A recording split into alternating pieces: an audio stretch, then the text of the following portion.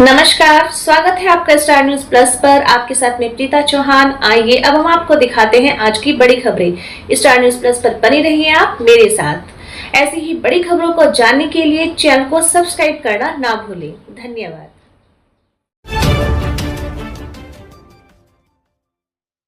भारत के ऑपरेशन सिंदूर से पाकिस्तान बौखलाया हुआ है। भारत की तरफ से साफ कर दिया गया था कि उसने आतंकी ठिकानों को टारगेट किया है।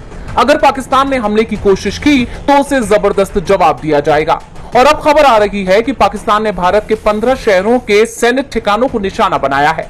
पाकिस्तान की तरफ से अवंतीपोरा, श्रीनगर, जम्मू, पठानकोट, अमृतसर, कपूरथला, जालंधर, लुधियाना, आदमपुर, बठिंडा, चंडीगढ़, नाल, फलोदी, उत्तरलाई और भुज में ड्रोन्स और मिसाइलें दागी थी, लेकिन कोई भी पाकिस्तानी मिसाइल टारगेट को हिट नहीं कर पाई। भारत के एयर डिफेंस सिस्टम S-400 ने पाकिस्तान की सभी मिसाइलों को हवा में ही तबाह कर दिया। पाकिस्तान ने गुजरात, पंजाब, जम्मू कश्मीर को निशाना बनाने की कोशिश की। बदले में भारत ने भी पाकिस्तान में ड्रोन हमले किए। भारत ने ड्रोन हमले में पाकिस्तान लाहौर, रावलपिंडी और सियालकोट में तैनात तो पाकिस्तान के सबसे शक्तिशाली एयर डिफेंस सिस्टम HQ-9 को तबाह कर दिया है। पाकिस्तान की मीडिया रिपोर्ट्स में इसकी पुष्टि की गई है। बता दें कि HQ-9 को चीन ने रूस के S-300 सिस्टम और अमेरिका के पेट्रियोट सिस्टम की टेक्नोलॉजी को चुराकर डेवलप किया था, लेकिन यह भारतीय हमले के सामने टिक नहीं पाया है। इस चीनी डिफेंस सिस्टम को खास तौर पर कराची, ग्वादर और इस्लामाबाद जैसे संवेदनशील ठिकानों की सुरक्षा के लिए तैनात किया गया है। ऐसे में अब पाकिस्तान को भारत के राफेल, ब्रह्मोस और Su-30 MKI से होने वाले हमले की चिंता भी सता रही है। इस बीच लाहौर में कई बड़े धमाके सुने गए हैं। पाकिस्तान का दावा है कि भारत ने उसके 9 शहरों को निशाना बनाया है। जिस तरह से पाकिस्तान ने भारत के ठिकानों को निशाना बनाने की कोशिश की है, उसके बाद ये तय माना जा रहा है कि भारत इसका जोरदार जवाब देगा। एयर स्ट्राइक के बाद से पाकिस्तान की तरफ से जिस तरह के बयान सामने आ रहे हैं, उससे ये साफ जाहिर है कि पाकिस्तान बौखलाया हुआ है। लेकिन भारत के एक्शन भी रुकते नजर नहीं आ रहे। अब भारत ने पाकिस्तान पर एक और स्ट्राइक कर दी है। यह एक्शन पानी को लेकर लिया गया है। भारत ने चिनाब नदी पर बने सलाल डैम और बगलिहार डैम का गेट अचानक खोल दिया है। दरअसल पहले भारत ने पाकिस्तान के खिलाफ कार्रवाई के तौर पर सलाल और बगलिहार डैम के सभी गेटों को बंद कर दिया, जिससे पाकिस्तान में पानी की समस्या खड़ी हो गई थी। लेकिन अब अचानक से सलाल डैम का एक गेट और बगलिहार डैम के 6 गेट खोल दिए गए हैं। भारत ने किसी भी वार्निंग के बिना पानी छोड़ दिया, जिससे पाकिस्तान में बाढ़ आ सकती है। यानी भारत ने पानी को पाकिस्तान के खिलाफ हथियार के तौर पर इस्तेमाल करना भी शुरू कर दिया है। इसके अलावा भारत ने पाकिस्तान एयर स्पेस को भी बैन किया है।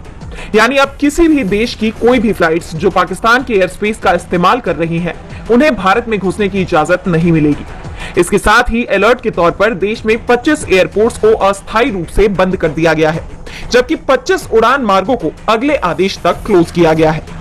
इन प्रतिबंधों के बीच 400 से ज्यादा उड़ानें रद्द भी की गई हैं।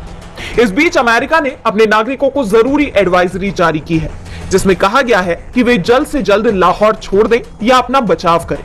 अमेरिका ने लाहौर में अपने दूतावास के सभी कर्मचारियों को भी दूसरी जगह जाने के निर्देश दिए हैं। इन हालात को देखते हुए पाकिस्तान में फिर किसी बड़े हमले की आहट सुनाई दे रही है। सुबह 11 बजे केंद्र सरकार ने सर्वदलीय बैठक बुलाई। ये बैठक ऑपरेशन सिंदूर की सफलता के बाद बुलाई गई, जिसमें भारतीय सेना ने 6 और 7 मई की दरमियानी रात पाकिस्तान और POK में 9 आतंकी ठिकानों को ध्वस्त किया था। बैठक की अध्यक्षता रक्षा मंत्री राजनाथ सिंह ने की, जिसमें गृह मंत्री अमित शाह और संसदीय कार्य मंत्री किरण रिजिजू मौजूद रहे।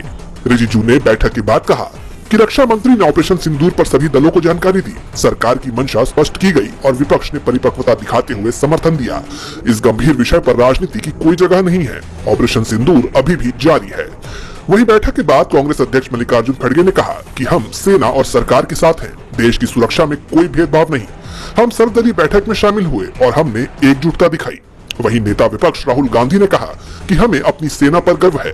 सरकार के हर एक्शन को हमारा समर्थन है। पूरा सपोर्ट दिया जी ने कहा वो सही है कि ऐसी चीजें जो डिस्कस नहीं करनी है, तो बस सबने सपोर्ट किया। बताते चले कि सर्वदलीय बैठक में असदुद्दीन ओवैसी, संजय सिंह, संजय राउत, सुप्रिया सुले समेत तमाम विपक्षी दलों के नेताओं ने भी हिस्सा लिया। सरकार ने ऑपरेशन के उद्देश्य, रणनीति और भविष्य की सुरक्षा नीतियों पर चर्चा की। इस बैठक से यह संदेश देने की भी कोशिश की गई कि पाक के साथ जारी इस तनाव में सभी सियासी दल सरकार के साथ। बढ़ता तनाव धीरे धीरे कर जंग का रूप लेता दिखाई देने लगा है। इस समय भारत में IPL और पाकिस्तान में PSL क्रिकेट लीग खेली जा रही है और दोनों देशों के बीच जारी तनाव का असर इन दोनों लीग्स पर दिखाई देने लगा है। 11 मई को धर्मशाला में होने वाला Punjab Kings versus Mumbai Indians का मैच अब अहमदाबाद में खेला जाएगा। ये फैसला 7 मई को भारत द्वारा पाकिस्तान और पीओके में आतंकी ठिकानों पर की गई सैन्य कार्रवाई ऑपरेशन सिंदूर के बाद लिया गया। इस कार्रवाई के बाद दोनों देशों में तनाव चरम पर है। गुजरात क्रिकेट एसोसिएशन के सचिव अनिल पटेल ने बताया कि पंजाब किंग्स और मुंबई इंडियंस का ये मुकाबला अब अहमदाबाद के नरेंद्र मोदी स्टेडियम में होगा, जो आईपीएल 2025 में गुजरात टाइटंस का होम ग्राउंड है। पहले कयास थे कि ये मैच मुंबई के ब्रेबॉर्न स्टेडियम में शिफ्ट हो सकता है। वहीं धर्मशाला का हवाई अड्डा, जो अंतर्राष्ट्रीय सीमा से मात्र 150 किलोमीटर दूर है, सुरक्षा कारणों से बंद कर दिया गया है। केंद्र सरकार ने सीमावर्ती राज्यों के हवाई अड्डों से सिविल उड़ानें रद्द कर दी हैं, क्योंकि पाकिस्तान से जवाबी हमले का खतरा बना हुआ है। भारत ने आतंकी ठिकानों को निशाना बनाया, जिसके बाद कराची, लाहौर और रावलपिंडी में हमले की खबरें आई। इन सब के बीच रावलपिंडी का क्रिकेट स्टेडियम भी तहस नहस हुआ है, जहां 8 मई को पाकिस्तान सुपर लीग यानी पीएसएल का मैच होना था। इस मैच और पूरे टूर्नामेंट पर अब संकट मंडरा रहा है। कई विदेशी खिलाड़ी पाकिस्तान छोड़ने की तैयारी में हैं। भारत पाक तनाव के चलते खेल आयोजनों पर भी सीधा असर पड़ता हुआ। देश में 2027 विधानसभा चुनाव से पहले बीजेपी के सहयोगी दल अपना दल सोनेलाल को बड़ा झटका लगा है। पार्टी के प्रदेश अध्यक्ष और पूर्व विधायक राजकुमार पाल ने मंगलवार को पार्टी और अध्यक्ष पद से इस्तीफा दे दिया। सूत्रों के मुताबिक वो 10 मई को समाजवादी पार्टी यानी सपा में शामिल हो सकते हैं। राजकुमार पाल ने इस्तीफे में पार्टी पर गंभीर आरोप लगाए। उन्होंने कहा कि पार्टी में उनकी लगातार उपेक्षा की गई और वो डॉक्टर भीमराव अंबेडकर और डॉक्टर सोनेलाल पटेल की विचारधारा से भटक गई है। उन्होंने केंद्रीय मंत्री अनुप्रिया पटेल को लिखे पत्र में कहा कि लगातार उपेक्षा और विचारधारा से भटकाव के कारण मैं प्रदेश अध्यक्ष और प्राथमिक सदस्यता से इस्तीफा दे रहा हूं। उन्होंने पार्टी नेतृत्व पर उनकी बातों को अनसुना करने का भी आरोप लगाया। पत्र में उन्होंने लिखा कि कई बार इस मुद्दे को मैंने उठाया, लेकिन मेरी बातों पर ध्यान नहीं दिया गया। राजकुमार ने पार्टी में सौहार्दपूर्ण माहौल में काम करने के लिए अनुप्रिया पटेल को धन्यवाद भी दिया। राजकुमार पाल के इस कदम से अपना दल एस को बड़ा नुकसान हो सकता है, खासकर पिछड़ा वर्ग के मतदाताओं के बीच। उनका सपा में शामिल होना यूपी की सियासत में नए समीकरण बना सकता है। उत्तर प्रदेश, हरियाणा और राजस्थान की बीजेपी सरकार मुश्किल में दिखाई दे रही है।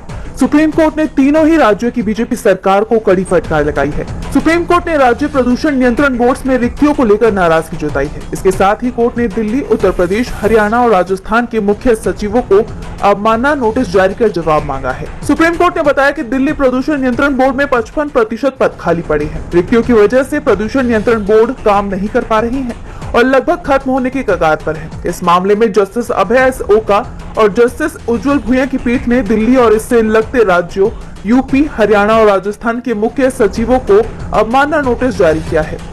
नोटिस में सुप्रीम कोर्ट ने उसके अगस्त 2024 के निर्देशों का पालन न करने की बात कही है, जिसमें अदालत ने इस साल 30 अप्रैल तक प्रदूषण नियंत्रण बोर्ड में रिक्तियां भरने का निर्देश दिया था, लेकिन ऐसा नहीं हुआ, जिस पर सुप्रीम कोर्ट ने नाराजगी जाहिर की और नोटिस जारी करते हुए पूछा है कि अधिकारियों को उसके निर्देशों का पालन न करने के लिए दंडित क्यों न किया जाए।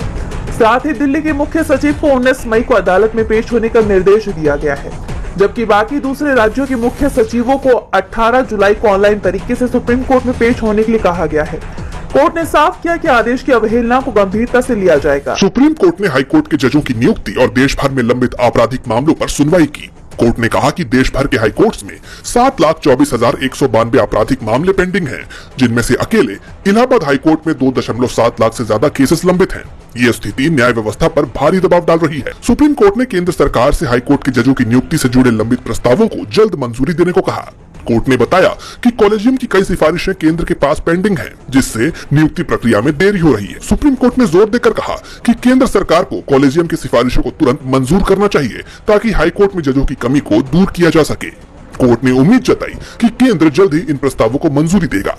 बता दें कि हाल ही में सुप्रीम कोर्ट ने जजों की नियुक्ति प्रक्रिया को पारदर्शी बनाने के लिए इसे अपनी वेबसाइट पर सार्वजनिक भी किया है।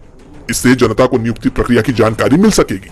जानकारों का कहना है कि जजों की कमी के कारण मामलों का बोझ बढ़ रहा है, जिससे न्याय में देरी हो रही है। न्याय व्यवस्था को मजबूत करने की दिशा में सुप्रीम कोर्ट का यह कदम अहम माना जा रहा है।